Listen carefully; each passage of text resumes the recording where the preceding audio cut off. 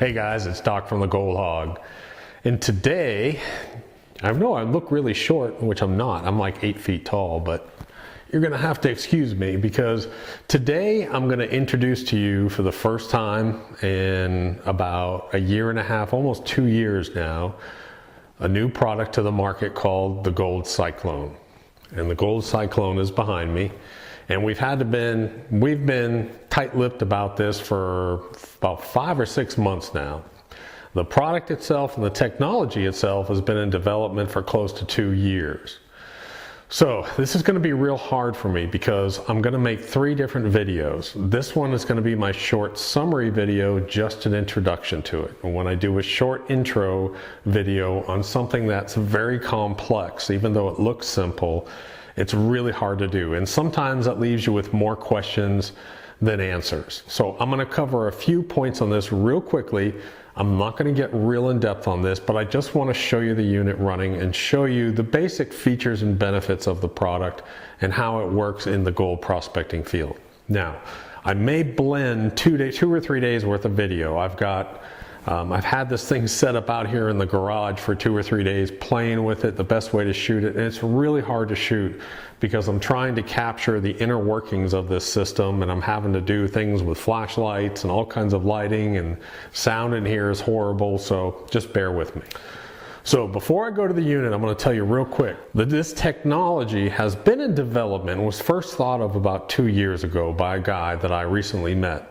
And he played with it and played with it and played with it. And over about 18 months, he finally got it to the point that he thought it was pretty much perfect for the technology side of it. He then approached me, and when I first saw this technology, I knew that it was really good for the gold prospecting field and gold mining field. But the way that it was set up was a little bit different, and it really didn't work well for, say, a prospector or for a miner. And one thing I could do is, I can apply this to myself and say, is this the right way to do this? Or what changes need to be made? Am I really processing? Am I saving myself a whole bunch of time? Those are the things I had to look at, and it's taken me months to get it to this point. Now, we've had a huge investment of time, development, resources, money. We've had to go through all the patent processes, which are finally done, which is why we can talk about it. That's a very expensive process. And then we had to go into the mold stages, and we had to make a lot of these parts. We had to have them custom molded for them. And anytime you make a mold, you're talking thousands and thousands of dollars. So there's quite a bit of money sitting here on this first unit. And like I said, it's a long, exhaustive, extensive process that we haven't been able to say a word about until we got all of our legal filings done. Now they're done, so we can talk about it.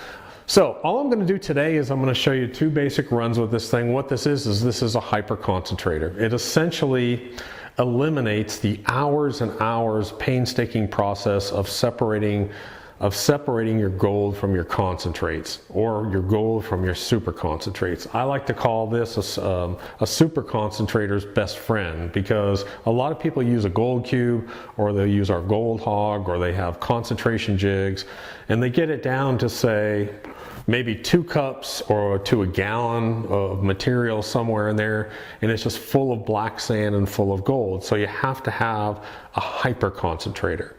That's what this unit is. It really falls into the class of a hyper concentrator. What this unit will do in a nutshell is you can take a quart of concentrates, roughly just less than a quart, about 3 cups of concentrates. You can go as high as 1/4 of an inch. I personally like to start at 1/8 of an inch. You can dump it in here, you put it in here 1/4 of an inch or below.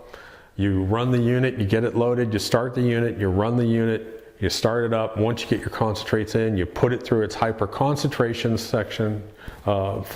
You boost up your water. You'll see cyclonic action in there, taking it up, and you'll reduce that amount of cons to about 1 tablespoon.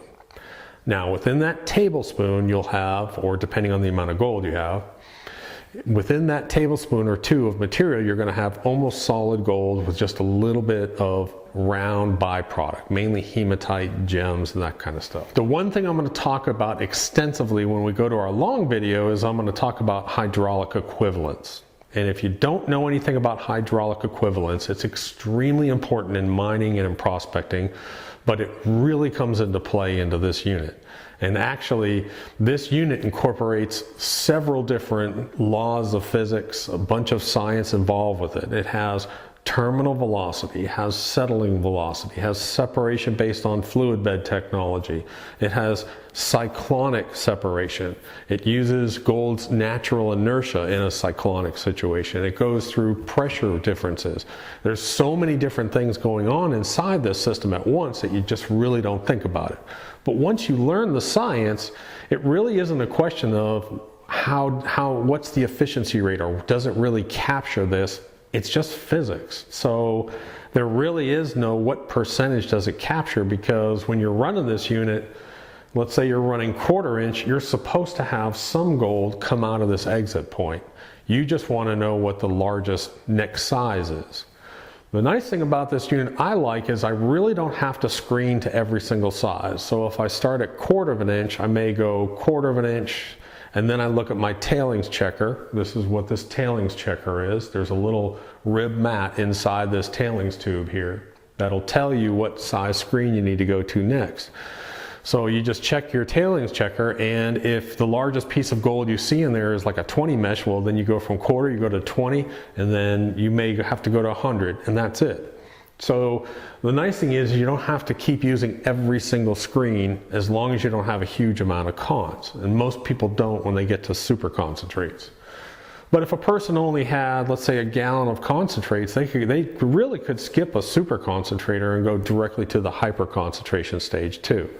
But majority of prospectors and miners, when they go out, may have a 5-gallon bucket full, and they'll want to super concentrate that through like a gold cube or a gold hog, whatever, some kind of jig or super concentrator, end up with, let's say, a quart of super concentrates. That's a great time to go to this unit.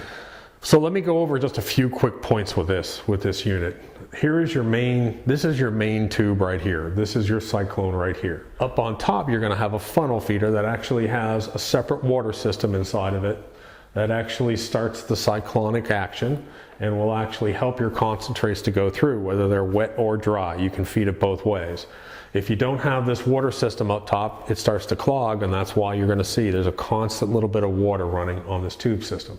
It goes down through here. There's 2 rings, which you can't really see both of them, but there's 2 what we call inertia rings. These, again, we had to have custom molded, custom made. They had to be a certain density, they had to be a certain hardness to actually fit and hold in this tube at a certain place, plus they're angled at a certain angle. These are inertia rings, and your inertia rings will actually hold the cyclonic inertia of the gold, and that's one of the reasons for the inertia rings. It actually sort of holds the gold down because the gold is heavy and spinning on the outside wall. Down inside here, this is a specially designed molded piece for us that we had to actually pay for the molds and have custom made. But this is what creates your cyclonic action down in here, but also down inside it here, there's actually a pretty complex 200 mesh screening system, so that when you shut the unit off or you have it running low, that gold doesn't float back down inside. Now, of course, when I bring that up, people want to say, well, how small of gold can I go with this unit? It's physics. So as long as you can screen to a level, if you can screen to 200, 300, 400 mesh, you can run it in this system for that low. It doesn't matter. It's all physics. So whether it's 1/8 inch gold or 400 mesh gold, physics works the same. You can't change the laws of physics. They're the same, and that's the beauty about this unit. Once you understand those laws and those principles and the scientific function of certain things, it's easy to run, easy to understand. Then you're going to have a self-leveling bracket. Now this self-leveling bracket, right now I have our aluminum version on this, which isn't all that stable. We have again custom-made brackets made out of steel coming on this, which will be included on the unit. So this one isn't all that great that I've got, but the steel ones will be out shortly. But the reason why it's shaped like this is instead of I run it with a little bucket catch system over here, you might want to take a 5-gallon bucket and you might want to put classifiers on top. You may want to stack all your classifiers. Well, this little bracket here, this will actually sort of self-level and pull the unit in. Okay, so it pulls the unit in and self-levels it. So it'll grab, it doesn't matter whether you're using a 5-gallon bucket or you're using a classifier or a classifier with a big rounded lip, it doesn't matter. This will sort of grab it and self-level the unit for you. And it'll also sort of self-level side to side too. It doesn't have to be perfect, we just like to have it sort of level. Now, what you can't see, and I'll probably put a picture of this up on the screen, but what you can't see is the manifold water control system. There's a 4-lever manifold system that we're shipping out with this now. And the reason why I have 4 is one controls the water up at the top, one controls the main power unit down here. But what I've found in running this system is that sometimes I want to stop and I want to wash or screen my concentrates and I need another hose. Well, guess what? I got to undo this thing, and so now with the 4 spigots you can have 2 extra small hoses so that you can keep this all set up and go over and run it. Now, that brings up another question. People want to know, well, can you run it recirculating? And the answer is no. This unit, number 1, requires extremely high PSI. The majority of houses run between, let's say, 50 and 65 PSI on the house. Believe it or not, it's high pressure on your garden hose. And you really need that amount of pressure on your garden hose. You can buy electric pumps for recirculating that will get you that high, but number 1, they're expensive, and number 2, the problem is because of the screening system down inside here, you don't want to run recirculated silty water because eventually it'll clog it up. The third thing is viscosity of the water and cleanliness. You always want to have this thing super clean, so as you're dumping in your cons, you'll see this tube will slightly blur up with silt and then immediately clean out. You'll see it get really clean and you have a good visual picture of what's going on inside. It also, viscosity is very important when you're working with gold because of hydraulic drag. So you want clean, fresh water running through this thing. Plus, the other thing, this only takes minutes. That's the funny thing. So if I run it through 1/4 inch and 1/8 inch and 50 mesh, each of those cycles is maybe 4 minutes. It's not like you're sitting here for 2 hours running this unit. And that's what a lot of people, when they first hear that you got to run it with a garden hose, they don't understand. They're thinking about all this water, but it really isn't. It's just 3 or 4 minutes of the garden hose running, and you're not even running it at full speed. You're just barely, just like having your faucet on a small trickle. So it really doesn't use a lot of water. I just have a simple little tray here inside the garage, and I hooked a little dredge hose that goes out the garage and it's draining outside, and that's how I'm running this unit constantly inside. So today when I run this unit, the way I like to run it, what it does not come with, it does not come with any of the bucket systems. There's no reason for us to send you a 5-gallon bucket. I use a coffee can. I have just a little Folgers coffee can, and I put a clamp over here. Now what I do is I cut a hole in my coffee can over here, my coffee tub, so that the water doesn't fall out here, it falls out over here. I've got a big hole in the side of it. The other thing you'll want to do is I've got a bunch of holes drilled in this bucket over here so that the water doesn't overflow in my bucket, it actually comes out here. And I've got these holes actually lower than my coffee can so my coffee can doesn't float. Hope that makes sense. Okay, so here's what I'm gonna do today. I'm gonna grab some footage from yesterday too. I had some other runs that went really well. But one thing that you're gonna notice again is when I finish this run, you're gonna have your gold about a tablespoon of material. When I finish this run, the nice thing is I don't have to worry about a bunch of tapping. Because of hydraulic equivalence, the material like hematite and gems and so on and so forth that are remaining, because they're hydraulically equivalent, it means that they're round.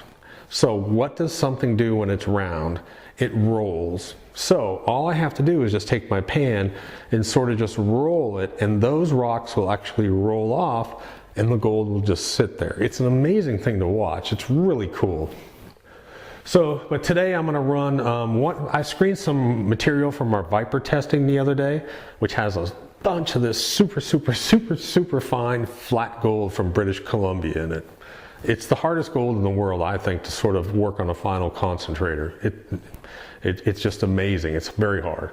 So I'm going to run some of that through here. I'm going to do a quick run of that, show you how quickly it runs through. Then I've got a bucket of, and that's wet, I've got a bucket of dry -100 concentrates that I screened out this morning.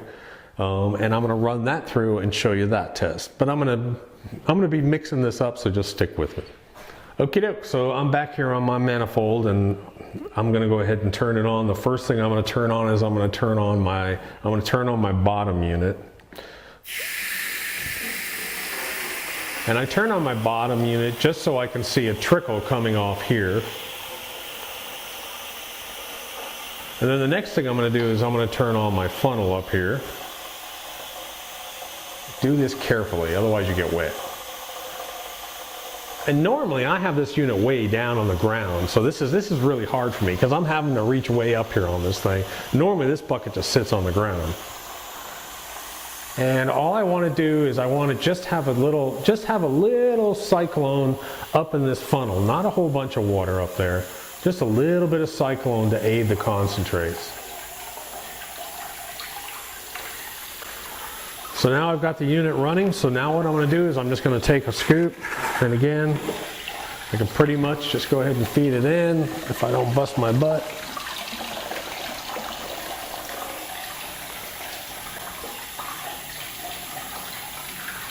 And you can see in here, and I'm going to actually use a light in a minute, but I'm going to show you this here. I just have a little bit of circulation down here. That's all I'm going to do, is just get a little bit of circulation. I should have something to stand on. I should have a ladder. One of the guys said, why don't you use a ladder? I was like, because I'll bust my butt, that's why.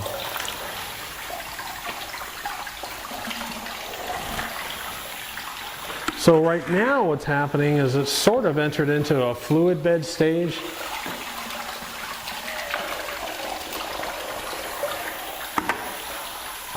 Where I've got a little bit of this fluid action going on here, and I've got a flashlight, maybe I can show you. But I've got a little bit of this fluid bed action going on here. And that's all I want. When I first put my cons in, I just want to fluidize this a little bit. And what I'm going to do now is, I've put all my concentrates in, and so now what I'm going to do is I'm going to shut off my funnel. My funnel is off. So now what I'm going to do is I'm going to focus on the bottom here. And you can see I've got big heavies down here. I've got big heavies down here. And then it gets lighter and lighter and lighter. But you can see that it's almost clear up here. And I'll show you that in a minute. So what I'm going to do now is I'm going to start this into a cyclonic action. And what I'm going to do, I may end up actually taking this funnel off, so I can sort of light this up a little bit. Once it clears out, I will.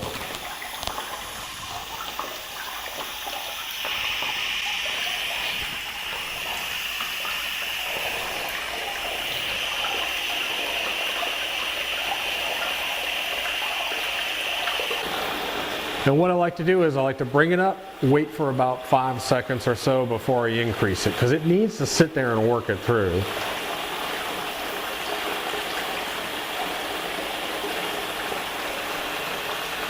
And then all I'm going to do is I'm going to bring it back down again a little bit.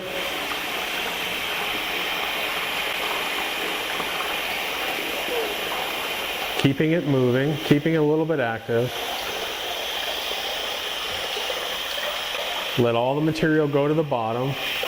And now I'm going to bring it up one more time. And this is where I really start my hyper concentration.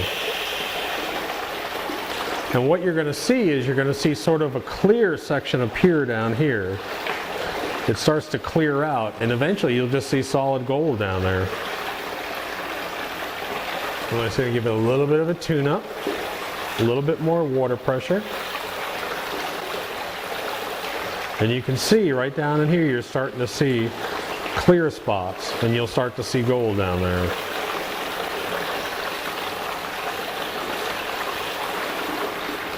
That's really cool to watch the gold down the bottom though. And now you can start to see that there's a golden ring forming right here.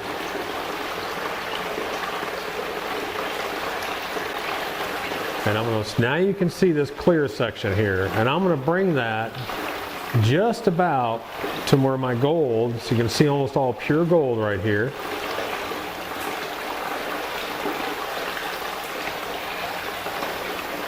And I'm going to get a camera and I'm going to shoot that separately here in a minute. So I've almost got pure gold right here. On the upper sections I have a little bit of byproduct, and that's about where I'm going to stop.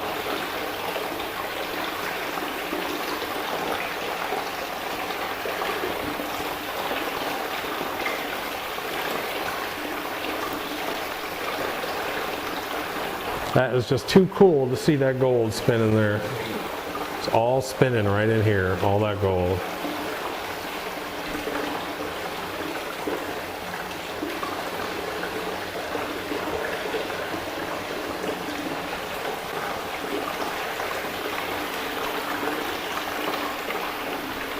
And I'm going to grab this camera and show you. Well, I've got gold all the way down there, all the way up here. There's my first inertia ring. And there will be some gold up here, but believe it or not, most of that is going to be quartz rocks. And then you can see up top, it's pretty clean.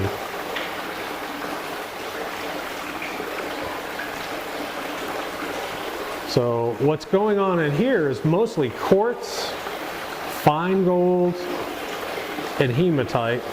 Down here is almost solid gold with a little bit of hematite. Now I'm going to shut it off. And that cycle is done. Okay, so I ran that, and I actually did it kind of slow because I wanted to make sure I got extra footage for you guys, but really a cycle of this is 4 or 5 minutes. So what I'm going to do now is, normally I would go ahead and take, this is what I call my tailings checker. Okay, inside my tailings checker, there's going to be rib matting inside here. So what I can do is I can pan this out, and the largest piece of gold I see in my tailings checker is my next screen size. Does that make sense? So if I say, oh, only 50 mesh gold and smaller got out, then maybe I want to go to a 30 mesh and rerun this. So it keeps me from having to go every single screen size. The more cons you run, the more screens you'll have to do. But if you only have a quart, you may end up only doing 2, maybe 3 screen sizes. Something like an 1/8, maybe a 30, and maybe 100. But all I'm going to do is I'm going to take the unit. I just take this unit, and right away I tip it into my pan because gold is going to be right in that nozzle. Then what I'm going to do is I'm going to turn it on. Shake it, and that's it. I'm all done. The gold that I caught is now in my pan. So I'm going to take this carefully so I don't spill water all over myself.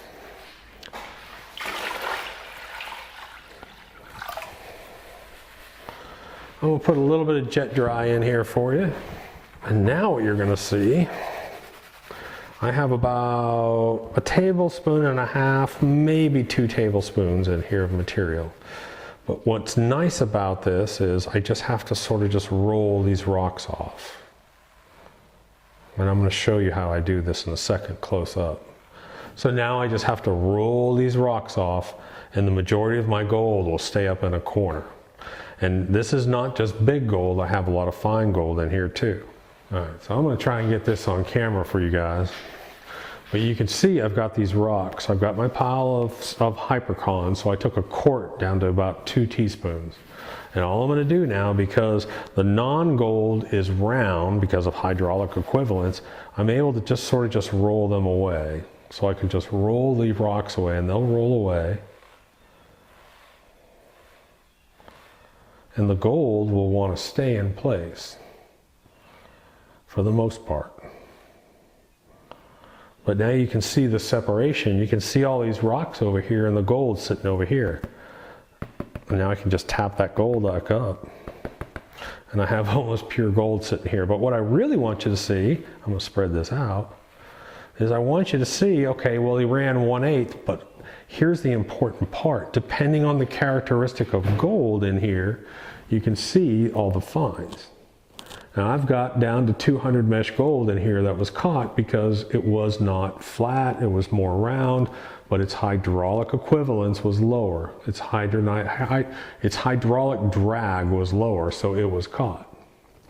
And that's what you'll find. We'll find that we catch a lot of superfine gold even on our first run.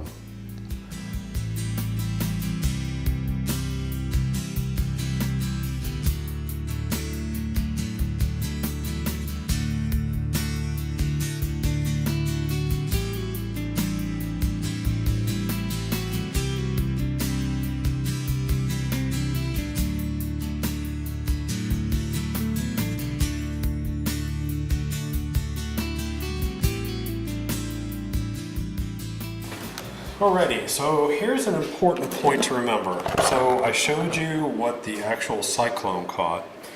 Then I cleaned out the tailings checker, classification indicator I call it. But here's what I've got.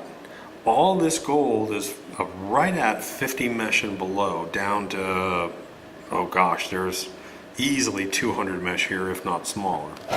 So what that tells me, that's telling me that the majority of my gold got caught on the first run, but everything, the next screen size I need to go to is probably a 50 mesh. If I wanted to go 30, I could go 30, but now I need to go to a 50 mesh, rerun those cons at 50 mesh.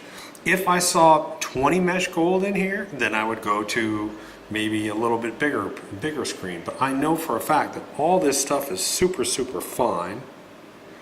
It's hard to see it. It's super, super fine, 50 mesh and below, so personally I would go right to my 50 mesh on that.